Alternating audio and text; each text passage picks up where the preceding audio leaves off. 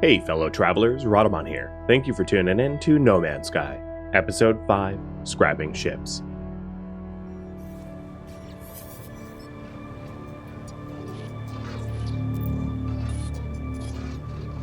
Is there anyone out there? It's outside. Something wrong with. I tell the stranger that I can hear them. There is a moment's pause. The only sound I hear is the background hiss of cosmic radiation. You found me. There is so little light. I thought I'd never hear another soul again. I really did. How did you find my voice? Say that you found a crashed ship. I tell the stranger about the abandoned shipwreck and how I found the communicator ID in the distress beacon. I begin to mention the anomalous space station, but they cut me off. It's outside, but I think I'm safe. There are 16 of them. They look just like... Fear and confusion dance within the eyes of the stranger. After a few moments of silence, they turn to me, imploring. You don't know who you are, do you? It lied to me. It lied to all of. The sound cuts out, but the face lingers on, silent before it too fades into nothingness. This must be Artemis, and they clearly in need of help. I need to find a way to boost the signal, which I will not be doing. Sorry, Artemis.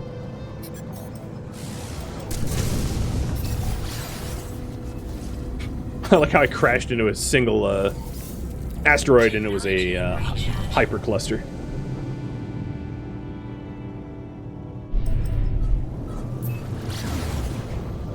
So before I leave the solar system, I just want to make sure that I'm not leaving behind any like lush or paradise planets that I have not yet scanned, but I don't think there really is any. So if I want to start jumping around a bit, I'm going to want more warp cells. So for warp cells, I need antimatter and antimatter housing. For antimatter housing, it's oxygen and ferrite dust. Oxygen is, until you can atmospheric skim for it, it's a little annoying to harvest. The other thing I tried to do... Oh, here's a frigate. Or freighters. Let me mosey on over. So these freighters can be boarded and purchased. I'm not going to be purchasing my first freighter. Oh, actually, this might work out. We saw beyond these walls. We saw a world of death. We can take you there, should you not please us. I'm going to refuse. Oh, no, this isn't what I thought it was. All right, so I'm going to board this freighter just to show you what the freighter looks like. Because my ultimate goal is to own one of these freighters. These freighters can house like 9 ships. You can build in them as a flying mobile base, which is really cool. They're not as flexible as building bases on planets. And you're pretty limited to the kind of resources that you can farm on them. You can only really farm on them. You can't mine or anything because, right, you're in space. And you can build back here in this section. Obviously, I don't own this freighter, so I can't build anything here. But the freighter allows you to build an absolute monstrosity of structures out back. Oh, they even have a storage container built into it, this base model. And then any freighter that you can see, you can hypothetically buy. They're just not cheap. There is an event that gives you a freighter for free, though, and that's what I'm trying to trigger. But in order to get that event done, I'm probably going to want a better ship. So this freighter, for instance, costs 5 mil. And it comes with a scanner and unpowered hyperdrive and some stuff. That's freighter in a nutshell. Is No Man's Sky difficult? Not particularly. You can crank the difficulty up.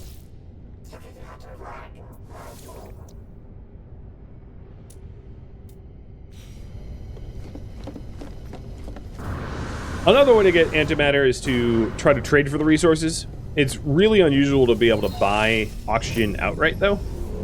So if I want oxygen, my best bet is to probably go to a planet and just start harvesting it from the ground, from oxygen-rich plants. I probably don't have enough fuel for another jump, I suspect. No, I don't care about the anomaly. Stop it. Games at times like hijacks you to inform you that you have access to something interesting. Yeah, I don't have fuel.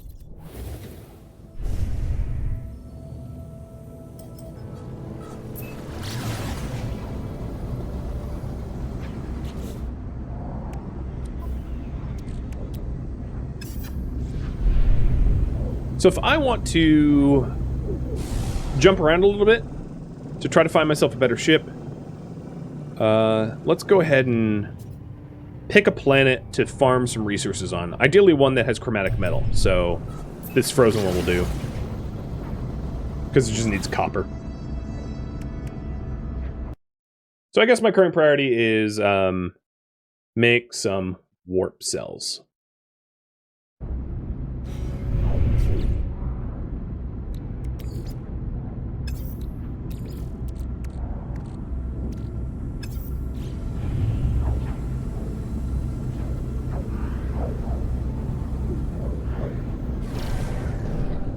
I'm a little tempted to try for storm crystals because they're a way more efficient way to travel long distance. They're just really dangerous to obtain. But I don't think any of the planets in this solar system have storm crystals. So a storm crystal is a type of crystal that during a planetary storm is active and harvestable. Whoa, this is blue. And it will, a storm crystal, or rather the hypercore will fully recharge your hyperdrive systems so that you can refuel like at many times the efficiency, depending on how efficient your drives are to begin with. But it isn't exactly a safe thing to farm for, because if the planet is stormy, it's also trying to kill you. Oh, I'm not stopping there. So right now I'm just looking at a point of interest. Ideally one that I can park for free. That has a landing pad. They do sell for good money, yeah. Here we go. I think this is an abandoned facility that I can park for free. Oh, the other thing that I failed to do is to buy 2 wiring looms for the better mining drill, which I really should have done. Oh, yeah, this is a secure facility I'd have to break in. Alright, let's take a look for copper then. There's copper 500 units that way. That'll work.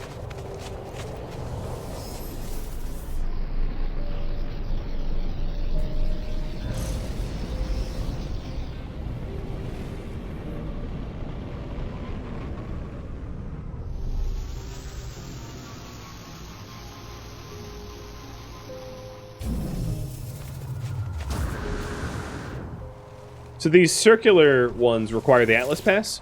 It used to be, way back when the game first released, that the Atlas Pass was like way more important than it is now. It's still good to have, but it's not like mission critical like it once was.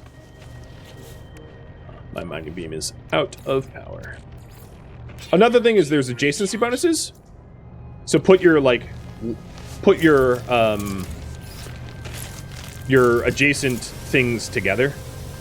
Like, put your mining beam tech together. Now, of course, the advanced mining beam that I had in my tool was not actually fully built, so it doesn't help in my case.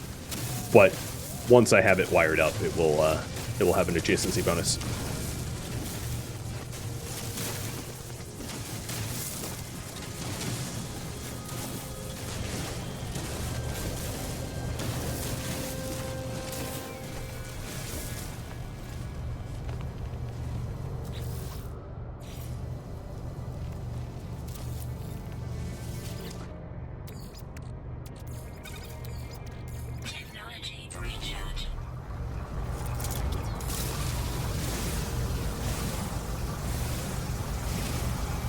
So I have a lot of the materials I need for the chromatic metal for the warp cores, but What I will need a farm for is oxygen. So just a reminder, I'm trying to make warp cells, which is antimatter housing and antimatter. So the antimatter itself is chromatic metal and condensed carbon. So it wouldn't be bad for me to get condensed carbon, and there's actually a node of it just over here.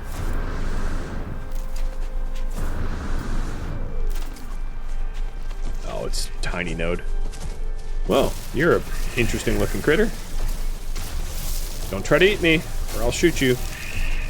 With, like, the mining beam that I have.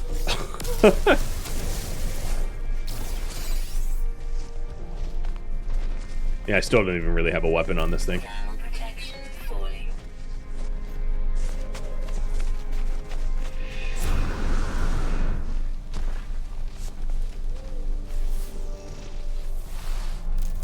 So if I get really lucky, I'll find one of those, like, super oxygen-rich plant nodes.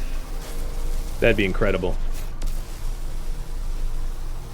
Because getting oxygen this way off of the hostile plants that try to kill me is not what I would call efficient.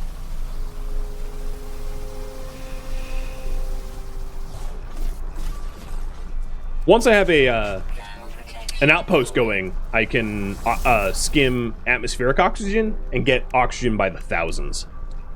That's the ultimate goal, I'd say.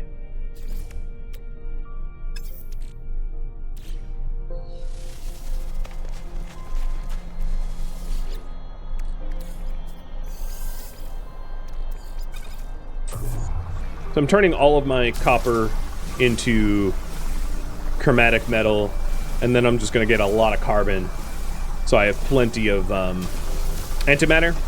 And then once I have the oxygen for the antimatter housings, I'll be good to warp a bunch.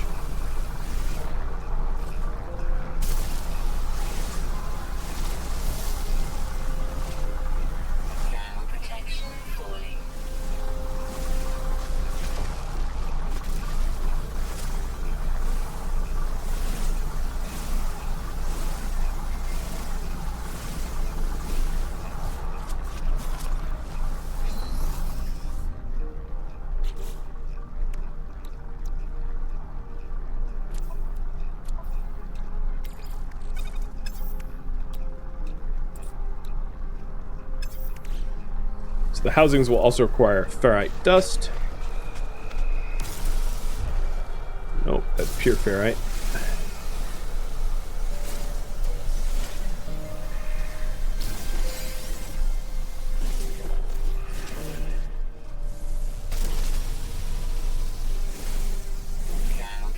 If you see damage numbers, it means that you're mining it, even if you don't see, like, the progress bar.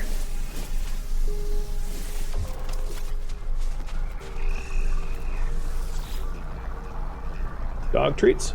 Don't mind if I do. Hey, buddy. Here you go.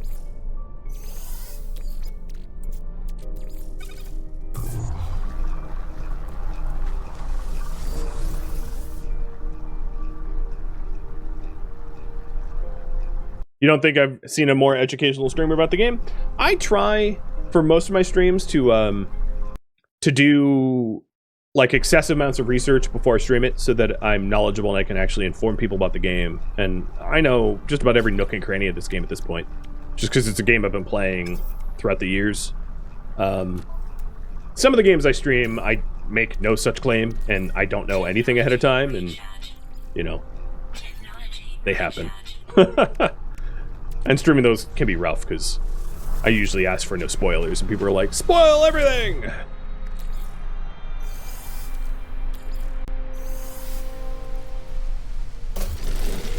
Alright. So, we got a bunch of condensed carbon. I'm gonna start to load stuff into the ship, too, because I'm running out of space here. So, dihydrogen into the space, into the ship. Just a little inventory management.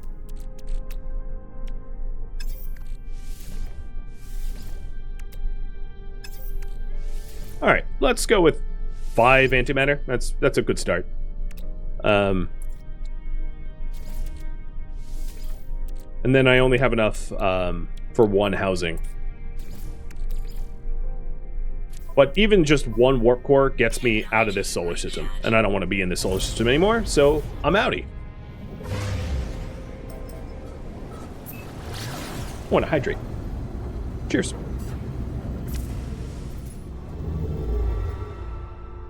So let's see if I can get lucky. Oh, you know what? I'm missing a few scanners that I'm going to want first. So let me go ahead and summon the Anomaly and board it. And see what the cost is for the tech that I would like to obtain. Thank goodness for autopilot during boards, or I would crash into this Anomaly. Do I just prefer the Lush planets? So, before this marathon stream, I left it actually up to my Patreon patrons, and they voted for what kind of series this would be. And they just voted that the theme of this stream be one where I try to create a colony on a Lush or Paradise planet. There was alternative themes. One was like a permadeath race to the galactic center, or another one where I would roleplay as a pirate. But this is what won. And I just put up the Yoda cam, so you have your free serving Yoda butt. But personally, I think the planets I prefer are the ones that, like, I really like exotic planets. I really like the lush bioluminescent planets, though. I feel like they look really cool. Is this a dog? Yeah, it's a dog. Hey, buddy. I know he's a very cat-like dog.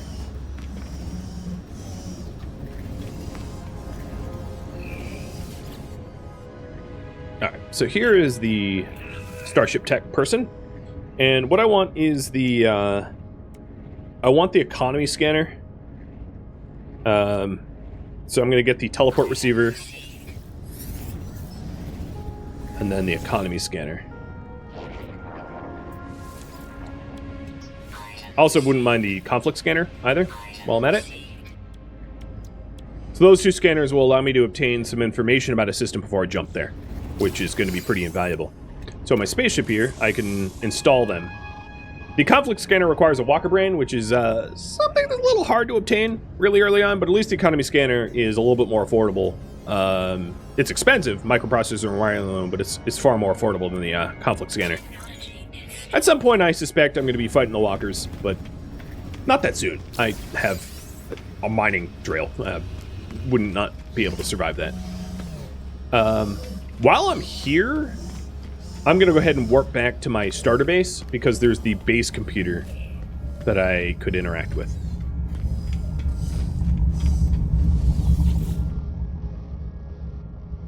Oh, and you can also see, like, other players' bases, but I'm going to go to my dinky little 1x1 timber shack in the middle of a empty planet. Because that's my jam.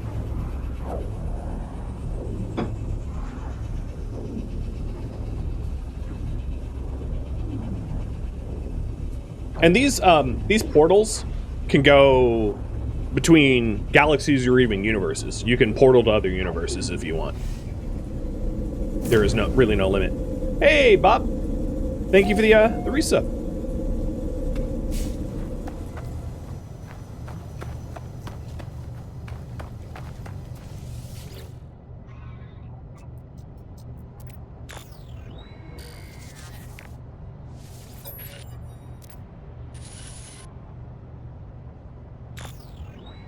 So what this is doing is, like, periodically you can check in with your base computer and learn new blueprints. So I just gained the storage container blueprint for free. And so that's why it's just like, if you want to do base building, which is one of the goals of this series, it makes sense to, periodically check in and with the base computer and gain its freebies. Because the alternative is to mine the salvaged technology for the freebies, and, like, that takes a while. So here is the storage container, which is kind of like a bank that only you have access to. So I'll build it and power it up. And yeah, wires can go through walls. Oops. Except for I didn't actually plug it in. Delete that cable. Try that again. Now here is a 50 slot container. It actually stacks higher too. So like CO2, for instance, stacks to 500 in my inventory. And then it stacks to like 1,000 in here, 2,000. I forget. It depends on your level of difficulty, so it's a little variable.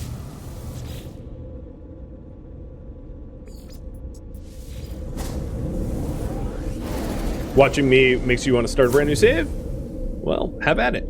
New things to be discovered out in the galaxy.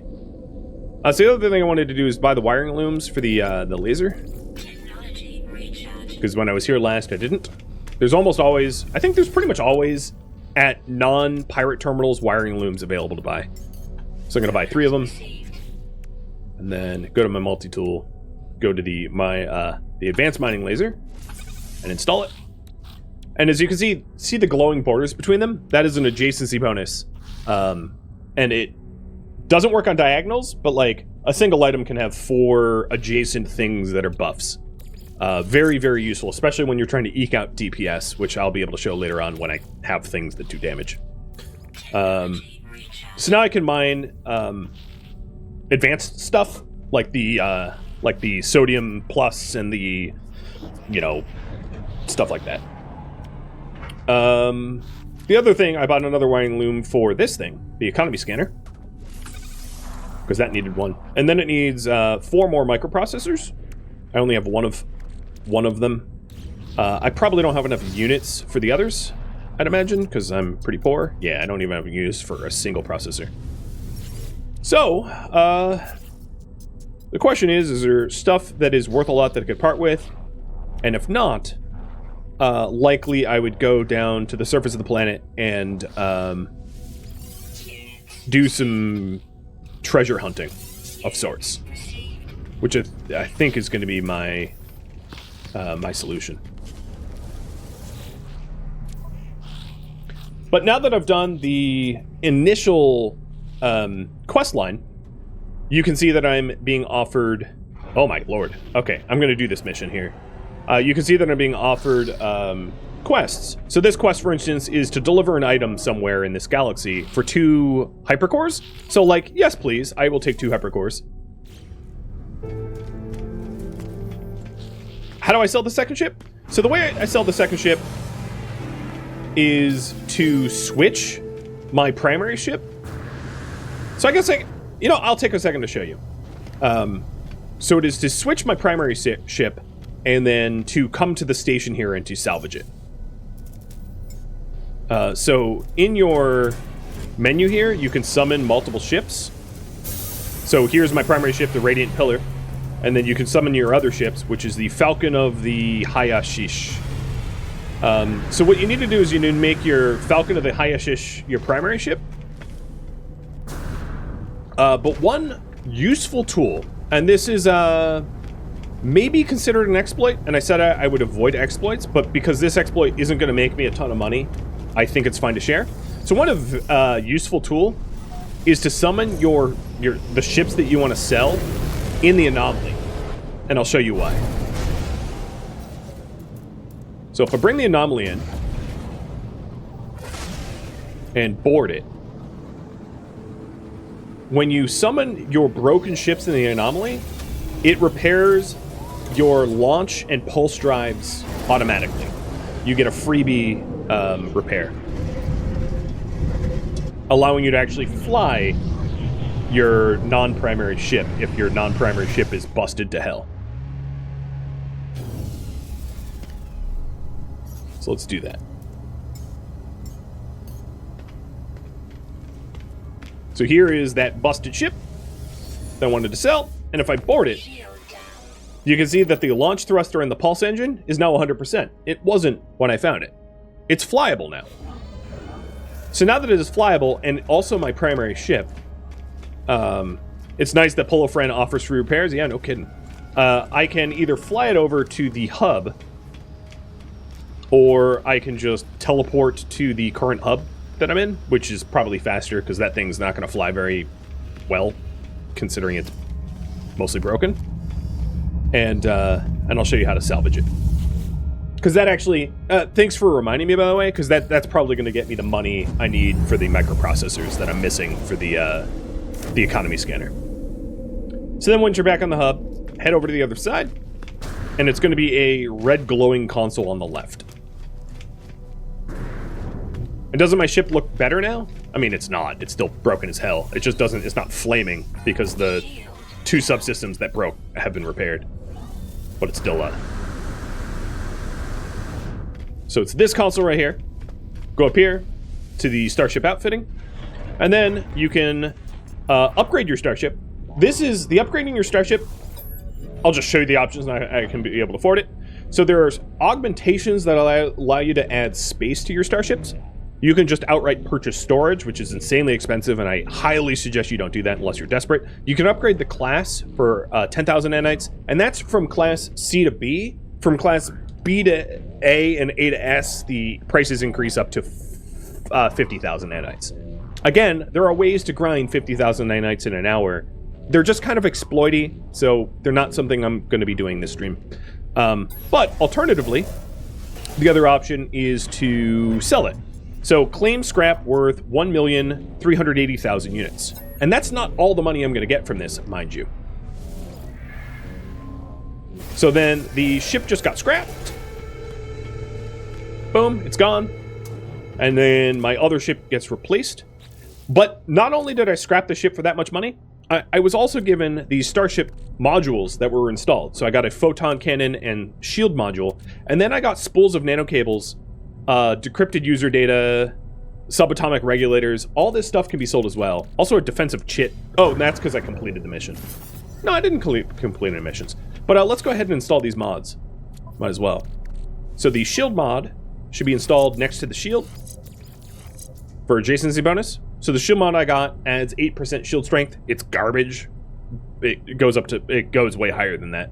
And then but you know, it's better than nothing. And then the laser mod that I got gives me 1% heat dissipation,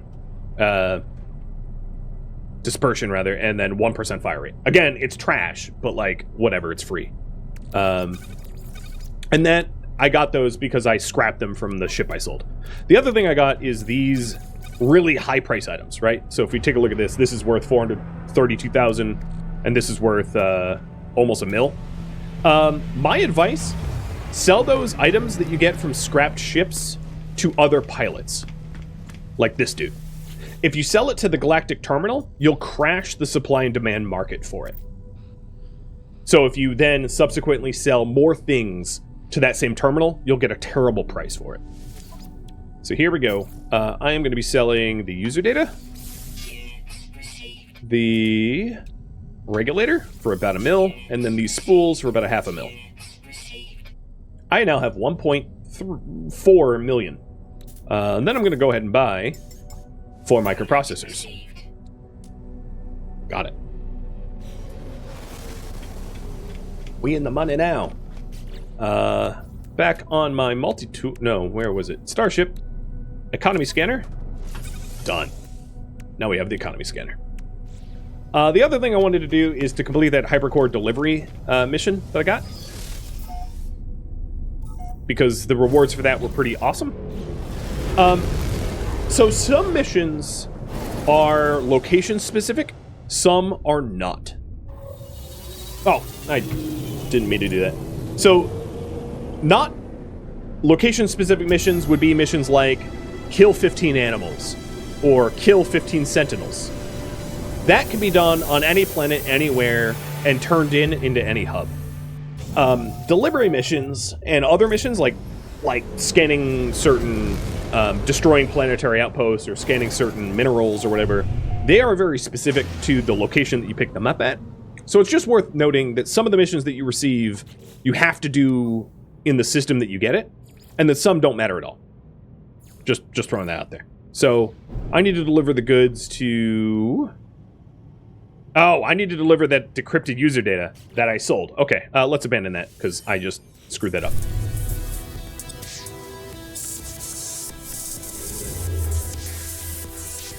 So I have a little bit of fuel, and I'm going to start hopping around to try to find something very specific. But my jump range sucks because I have just very basic engines.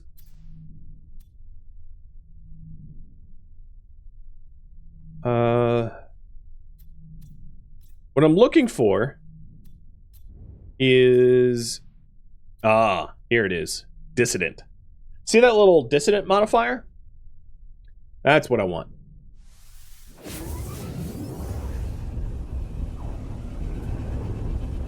So the salvage money is given to you in spaceship parts? No, not entirely. But yeah, partially, yes. It will also give you, like, physical mods and things like that. But yeah, it gives you the parts so that you can give them away or trade them, try to find good prices for them, etc., etc.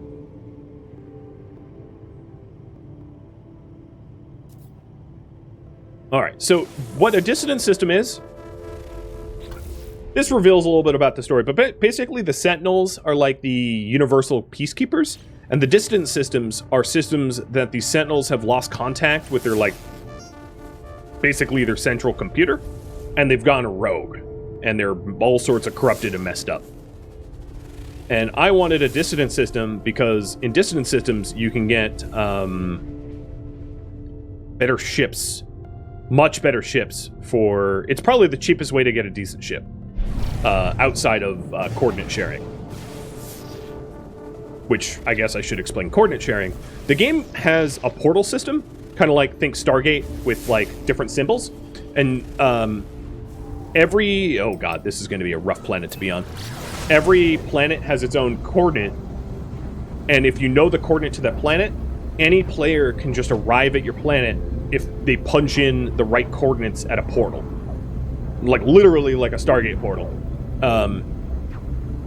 So, for instance, if I went online and searched, I want a coordinate for, like, an S-tier Sentinel ship, I could very easily find one.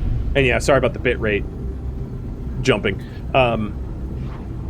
And just, like, instantly get an S-tier ship, right? Like, it's not cheating, but it's a considerable shortcut. And that's against the rules of this series as well. Because it's such a shortcut. Oh, I dropped in on the ocean half of this planet. I'm going to want to find... and go where there's, like, actually landmass. Alright, there's landmass over here. What I'm looking for, I'm not going to find in the ocean. Yeah, people share portal cords for rare stuff. So this planet is the first one I'm visiting that has superstorms. And they're going to be hot superstorms. But it is also a planet that is going to have Sentinel ships that I'll be able to salvage. So my current priority is salvage a Sentinel ship.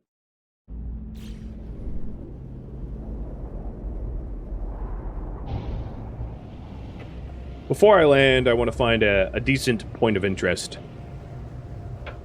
If I can. Oh, yeah, there's a storm crystal right there. See that glowing thing? That's a storm crystal. They're worth a whole lot. And they're one of the ingredients of a hypercore for the super fast warp. But right now, outside the ship, it's probably like 200 Celsius and would melt through my environmental protections in a blink of the eye. Oh, this is an awkwardly floating facility. But it has a landing pad.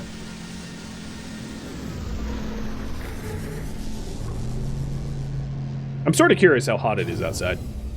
Let me switch my point of view. 302 Celsius. Ah, lovely. The planet of liquid lead. Yes. I actually don't know the melting point of lead. One can imagine I don't want to be outside for very long. Hi. So this is a Viking. It's the first Viking that we've seen.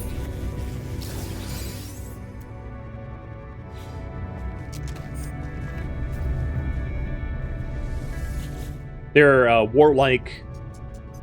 So the Gek are kind of like the trade people. The Korvax are like fancy, I guess, and these guys are warlike. I have no idea what he's saying. He wants to grab my multi-tool. I will give him carbon. He grunts in satisfaction, and he gifts me a word in his language for interloper and Viking. Cool. Lead melts at 327 Celsius, so it's very close. Hey, I was yeah, that works. Hey, they straight up just sell antimatter housing here. I'll buy 3 of them. That'll work. They also have salvage data, but salvage data is a little expensive here.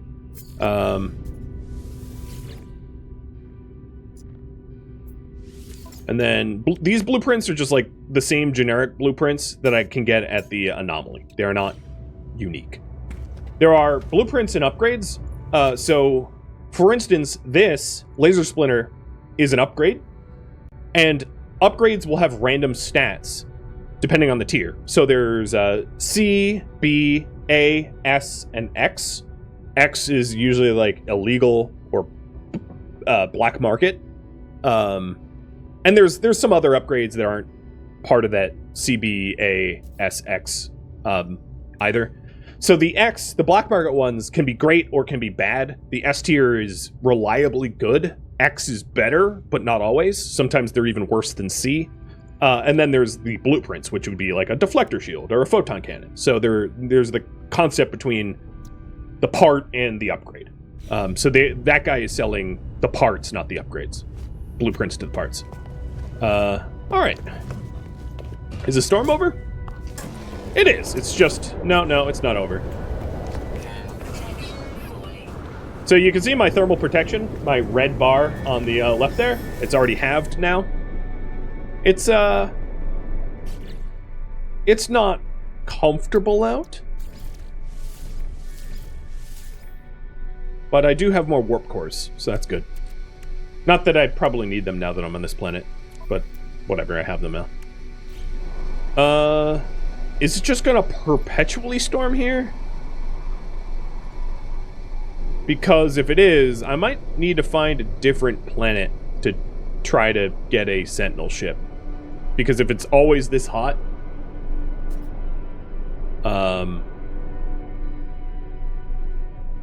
I won't be able to step outside for more than 10 seconds before looking upon the radiator of the Ark. You know what I mean?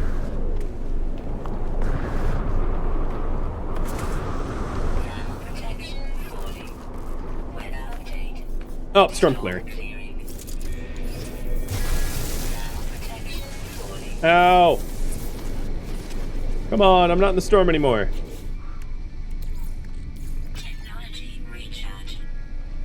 And yes, magically I can just dig underground and it's only 33 Celsius now.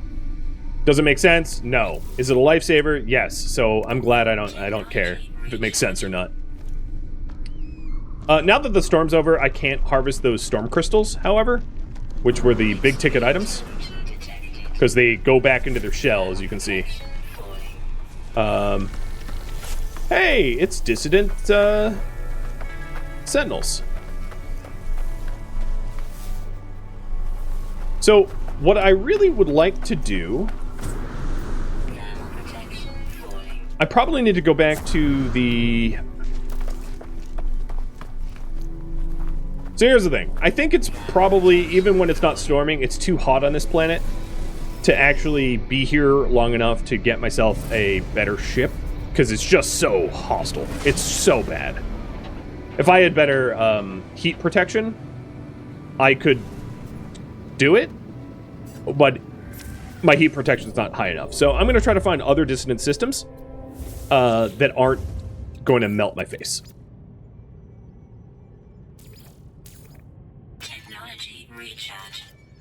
So I'm glad that I got all those power cells. Hey, Zero, thank you for the resub. Because those additional power cells will allow me to jump around a little bit, looking for something better. So I'm still looking for dissonant systems, but just not one that's gonna cook me. It's also possible that, like, one of the other planets here is also dissonant and, like, not meltingly hot.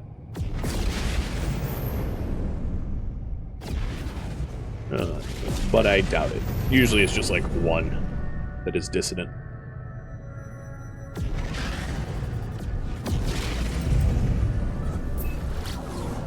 Nope. They're all just normal. Okay. Looking around.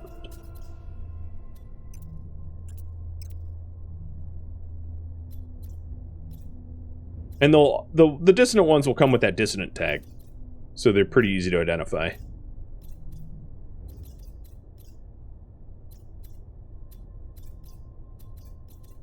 And if it... Oh, here's another dissonant one. But it's an iridium drive required, so that's not helpful. Because I don't have... I have very, very short range.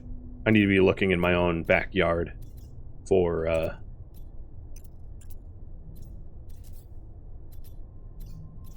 for systems that I can go to reasonably that don't require special drives.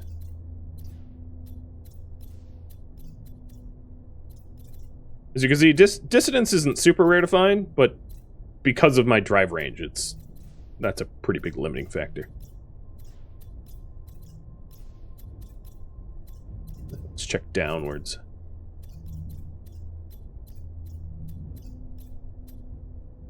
I don't care if it's out of jump range, because I can make 2 jumps for it, if need be.